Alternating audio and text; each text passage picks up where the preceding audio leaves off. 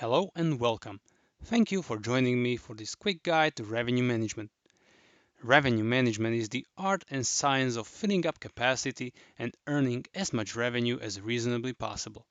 In this video, I'm covering how to do guest planning and forecasting. This guide is based on my book called Cableway Profits, the complete guide to ski resort revenue management. In one document, I packed all my knowledge and teach the fundamentals of revenue management tailored to ski resorts. You will get the exact steps for guest and revenue planning, how to set up prices, how to analyze competition. You will get proven techniques for forecasting based on historical and current trends and even external factors like weather. And I'm using clear graphs and tables for easier understanding. If you prefer a physical book, you can buy paperback or hardcover on Amazon. And if you prefer a PDF, you can go to my Gumroad page and buy a PDF there. Okay, let's dive into the actual guide. Any planning starts with preparation. What do we need to consider for a solid and realistic plan? We need to know the big picture. We need to understand the trends that are emerging from the last season. And also, what are our expectations for the next year? Will the business grow? Will more people come? And what are the arguments behind these expectations? What is the macroeconomic situation and outlook? Is the tax policy changing? By how much do we expect to rise our prices? Next, we need to ask the operations team to prepare operation plan. Essentially, we will be planning only for the dates that we plan to be open. Next, as a revenue manager, you need to have your holiday calendar. You need to know when and who has holidays because naturally you are expecting more people to come when people have holidays. This is how I do my own holiday calendar where I see the previous year and the actual or next year. So I know which countries and regions have holidays when. Next, I need to understand who are my key clients, from which country, region, or holiday group are they coming or belonging to. For example, this is the example of Slovakia. In week 10, I'm expecting the most Slovaks to come to my resort, and most of them will come from the group SK1. After preparation, we can move to the next step. This is called the ski date plan. It's an answer to a question: how many guests will come on each day of operation? To make a good plan, we need to group our guests into segments. Examples of segments are B2C, hotel, ski course, or season. Segment is typically defined by a product or a sales channel. For each segment, we need to prepare a ski week plan. This is the total number of guests that we are expecting to arrive on any given week from any given segment. There are three ways to calculate the number. First, we can calculate the average or median of up to 5 years of data. Next, we can use the client geography. This means taking the number of guests from any country, region, or holiday group and matching it with the holiday calendar of the next season. This is especially useful for the weeks that are highly influenced by holidays, typically winter or spring holidays. And the last method is the weather impact. This is actually answering a question: how many guests would arrive if the weather was average? Next, after we have the ski week plan, we need to distribute the total into days of the week. And we will do it with microseason percentages. So you will divide the year into microseasons that make a logical sense. For example, a weekend, a first snow, winter, or summer. So, for the weekend, on average, 70% of people come on Saturday and only 30% on Sunday. And then, during the winter high season, the least amount of people come on Monday and the most amount of people come on Saturday. And this is the average distribution of people throughout the winter micro season. After we do all these allocations, we have the final ski date plan for every ski date in our year. Lastly, we need to check the numbers on three different levels: on a year level, season level, and months level. we need to have an argument for every plus or minus difference versus previous year. And you can use a table like this to compare the numbers. This is the year level where I have the plan, I have the actual numbers from previous years, and the percentage difference. After finishing the ski date plan, we can move to the sell date plan. This is an answer to a question: how many guests will buy or book on each day of sales for a specific ski date? Sell date plan is critical for revenue management because we use it to predict the fulfillment of ski date plan. Each ski date has a unique distance from the moment that we start to sell tickets. You can see it on this graph. The first day of operation is closest to the start of sale, and the last day of operation is the furthest.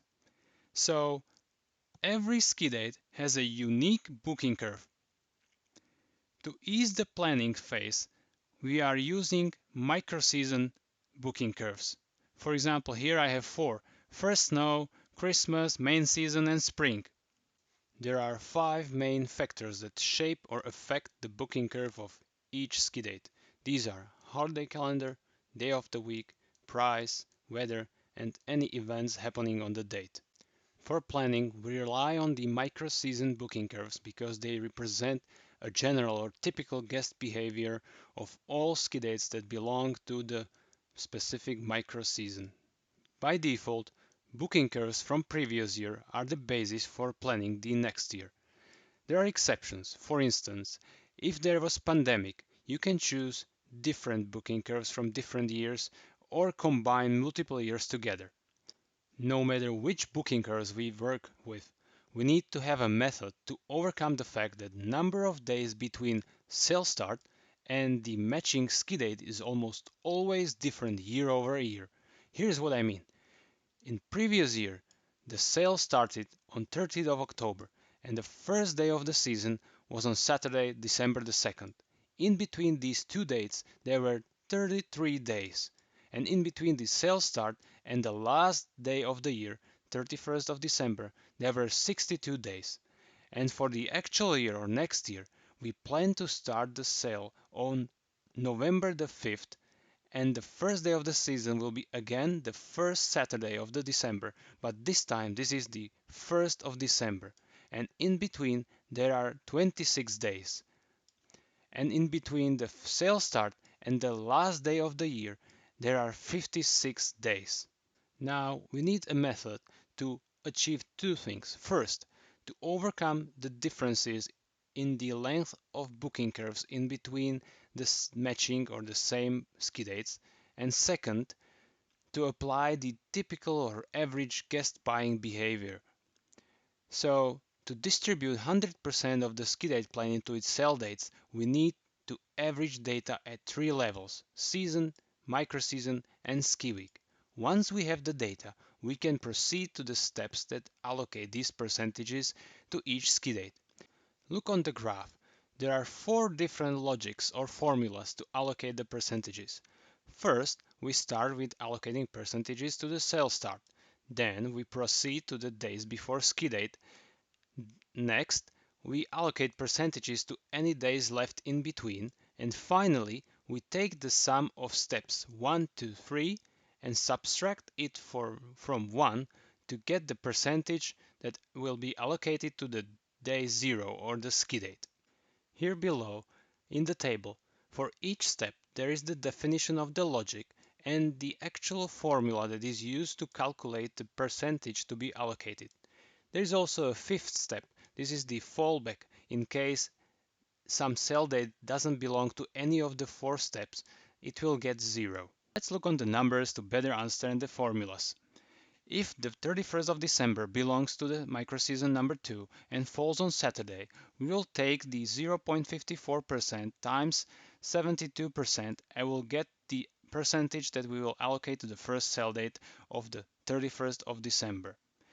72% means that from guests buying on the first sale date, they buy less Saturdays compared to other days of the week. Let's move to the step number 2, days before ski date. If we are allocating percentages to the last sale date before the actual ski date or the day one, we'll take the 19% and multiply it by the 111%, essentially increasing this percentage to 21%. For all days before ski date that were not allocated in step 1 or 2, we'll use the same procedure as in the step 2, but this time instead of micro-season data, we'll use ski week data. So the 31st of December might fall into week 52 or week 1, depending on the year, and we'll look up values for the specific day before ski date and then multiply it by the corresponding coefficient for the day of the week. And finally, step 4, we'll take the sum of step 1 to 3 and subtract it from 1.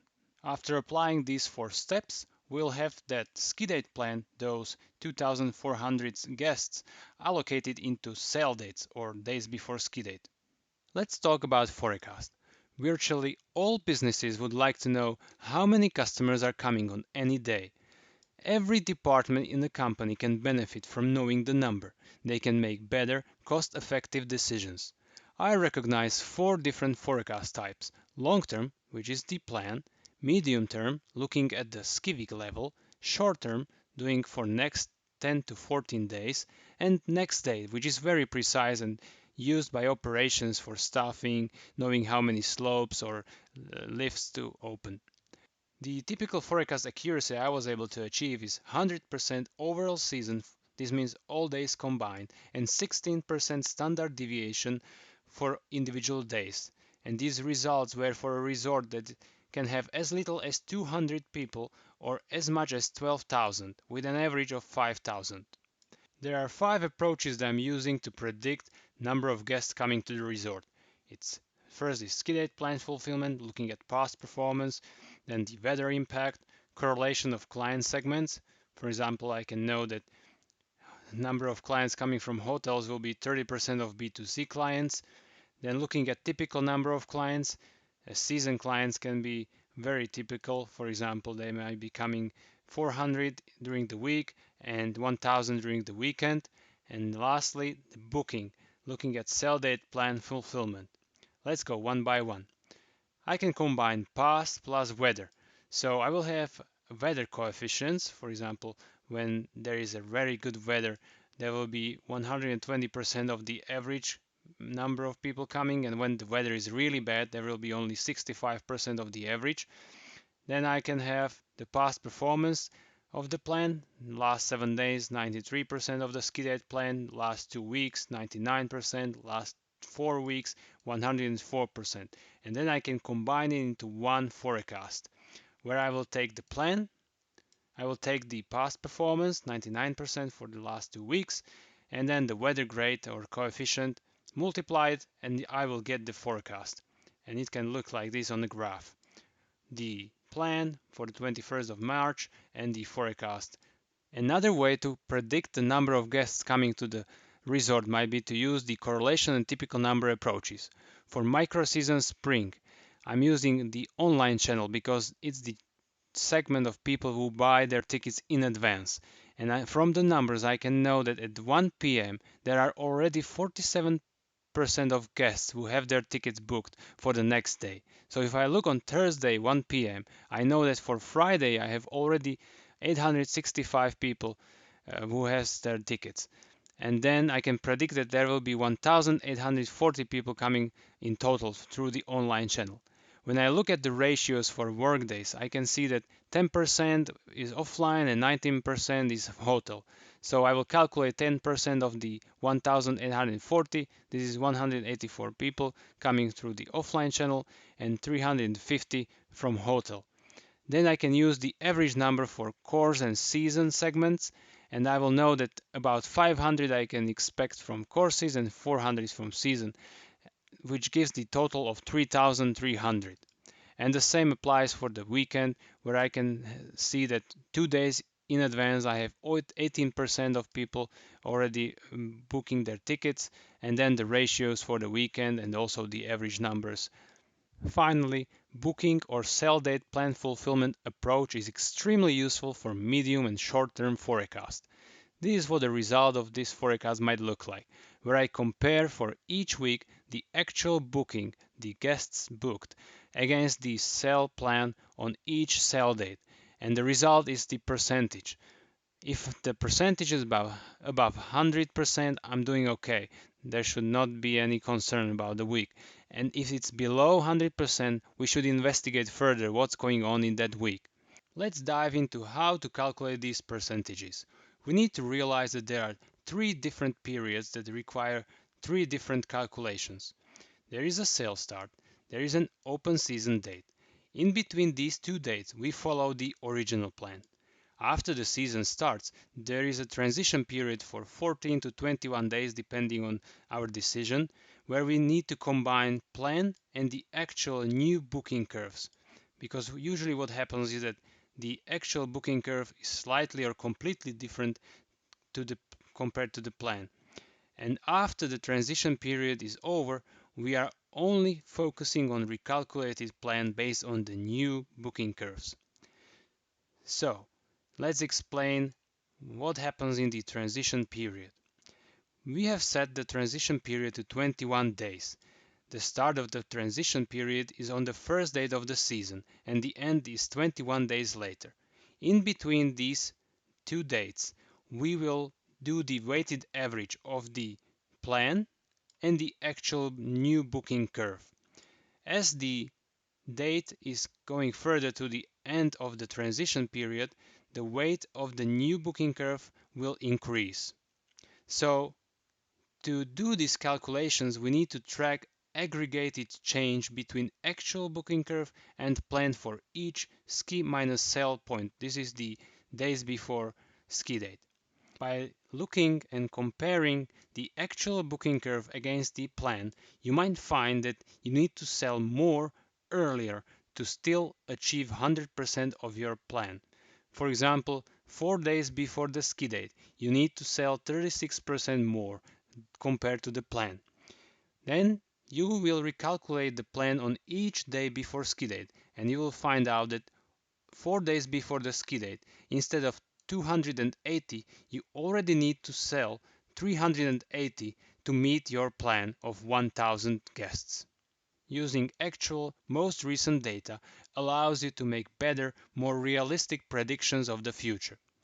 Okay, no matter which approach or combination of approaches you are using, you might want to have this type of graph, where you have on one picture the plan, the total number of forecasted guests, and the individual forecast for each segment.